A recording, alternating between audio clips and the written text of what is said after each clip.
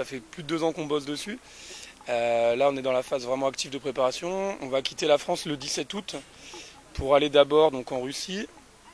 On va rester un petit peu à Moscou, d'où on va prendre le transsibérien pour Ulaanbaatar, en Mongolie. Et puis après, par la route, on va rallier l'Inde, donc Varanasi, en passant par la Chine.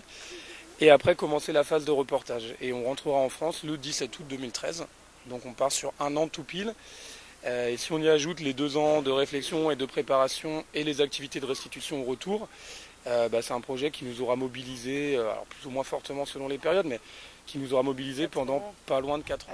L'objectif du projet, donc, c'est de traverser, de sillonner tout le continent sud-est asiatique à la rencontre des populations marginalisées, donc, qui vivent dans une situation d'exclusion socio-économique. Le but, c'est d'aller à leur rencontre pour pouvoir médiatiser les actions qui sont faites pour lutter contre cette marginalisation. On veut vraiment en fait sillonner tout le continent sud-est asiatique, je reviens sur ce que j'ai dit, pour rencontrer les petites associations locales qui luttent quotidiennement contre l'exclusion socio-économique de ces personnes-là. Qui luttent contre l'expropriation foncière des paysans en Indonésie, qui luttent contre les conditions sanitaires difficiles dans des bidonvilles au Bangladesh, etc.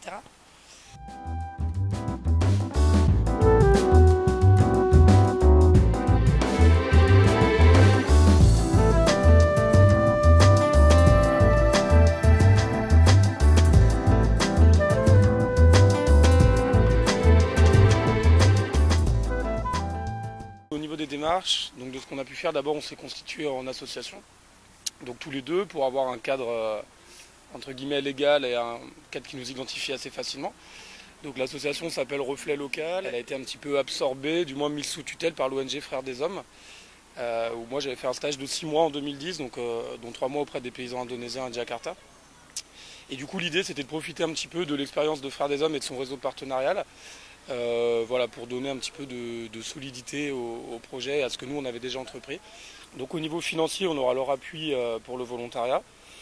On a aussi donc l'appui de la ville de Lyon via le dispositif Prodige, donc qui nous a attribué une bourse de 1 500 €. La région Rhône-Alpes via la PCJ, l'aide au projet citoyen des jeunes, donc 800 € pour la restitution. Et via Ulule aussi, donc un site de contribution, site participatif, on a mis le projet en ligne et on a recueilli 1 500 € auprès de donateurs de particuliers. Pour l'aspect méthodologie, on s'est rapproché de Resacop. L'idée, c'est comme elle le disait Fabienne, de promouvoir des actions de solidarité locale, de les médiatiser et éventuellement, ça c'est peut-être un peu prétentieux, mais pourquoi pas, commencer à poser les bases d'un réseau entre les différentes associations qu'on va rencontrer et nos partenaires en France.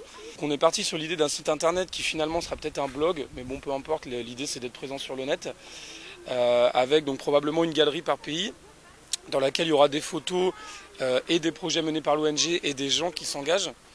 Il y aura des articles rédigés, donc à la fois des portraits et des comptes rendus de ce que fait l'ONG, et des enregistrements sonores qui peuvent être aussi bien des bruits de la vie quotidienne que des interviews des membres de l'ONG. Et donc l'idée, c'est d'avoir pour chaque projet ces différents supports qui vont présenter autant ce qu'ils font que les gens. Il y a 2 messages, quoi. Il y a engagez-vous localement. C'est exactement ce que j'aurais dit, engagez-vous localement. Ouais. Engagez-vous près de chez vous. Comme disait Colin Serrault dans son film, la solution locale pour un changement global.